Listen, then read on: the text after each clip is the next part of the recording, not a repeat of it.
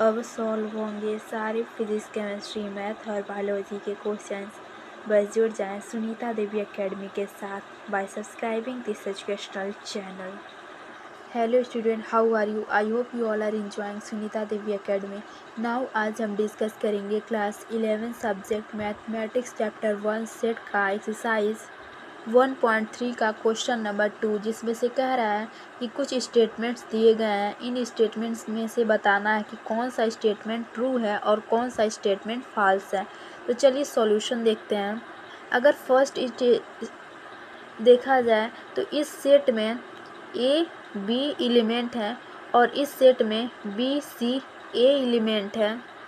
तो देख सकते हैं कि जो ये वाला सेट है उसके एलिमेंट्स इस सेट में कॉमन है, बस डिफरेंस है तो अरेंजमेंट का। पहले बी दिया है और देन ए दिया है, सो इससे कोई फ़र्क नहीं पड़ता।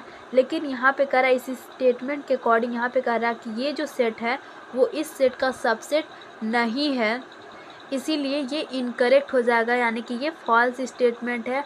क्योंकि जो ये वाला सेट है वो इस सेट का सबसेट होगा, क्योंकि इस सेट में जो भी एलिमेंट्स प्रेजेंट हैं वो इस सेट में भी प्रेजेंट हैं, इसीलिए ये वाला जो सेट है वो इसका सबसेट होगा।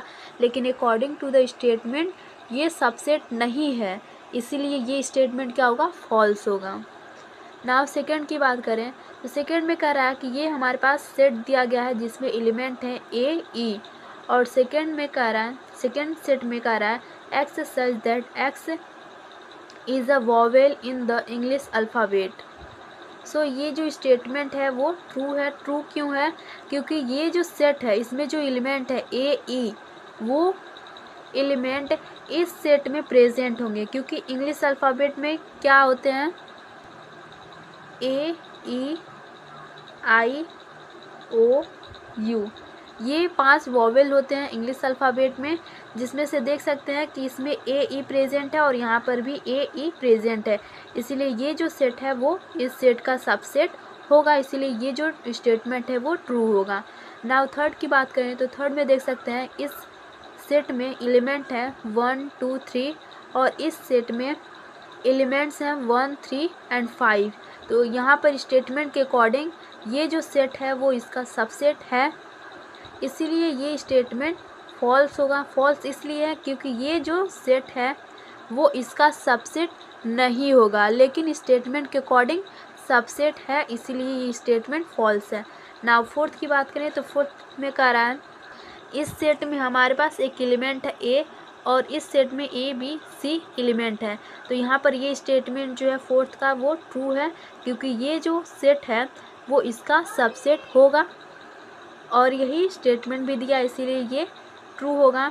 नाउ फिफ्थ की बात करें, इस सिंबल का मतलब ये है कि ये जो सेट है वो इसका सबसेट नहीं है।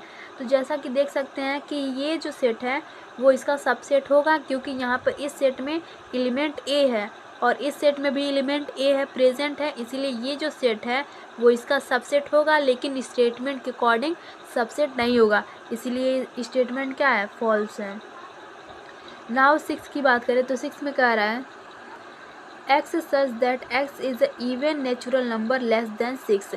एक्स जो है वो इवन नेचुरल नंबर है लेस देन 6। तो अगर हम इस सेट को रोस्टर फॉर्म में कन्वर्ट करें तो हमें क्या मिलेगा? Even natural number less than 6। तो इवन नेचुरल नंबर क्या हुआ? 2 होगा, देन 4 होगा, और यहाँ पे लेस देन 6 बोला है, इसीलिए इस सेट में इतना ही होगा। नाउ सेकेंड में कह रहा है कि x such that X is a natural number which divides 36। सो इस सेट को भी हम रोस्टर फॉर्म में कन्वर्ट करते हैं। जब इस सेट को हम रोस्टर फॉर्म में कन्वर्ट करेंगे तो आप बताइए कि ऐसे कौन से नेचुरल नंबर्स हैं जो 36 को डिवाइड करेंगे? वेल, तो यहाँ पर जो 36 को नेचुरल नंबर्स डिवाइड करेंगे वो होंगे 1 2 3 4 6 9 12 18। ओके, ये नंबर्स होंगे। सो यहाँ पर देख सकते हैं कि स्टेटमेंट के अकॉर्डिंग ये जो सेट है वो इसका सबसेट होगा, तो स्टेटमेंट जो है वो सही है, करेक्ट है। ये स्टेटमेंट सिक्स्थ जो स्टेटमेंट है वो ट्रू है।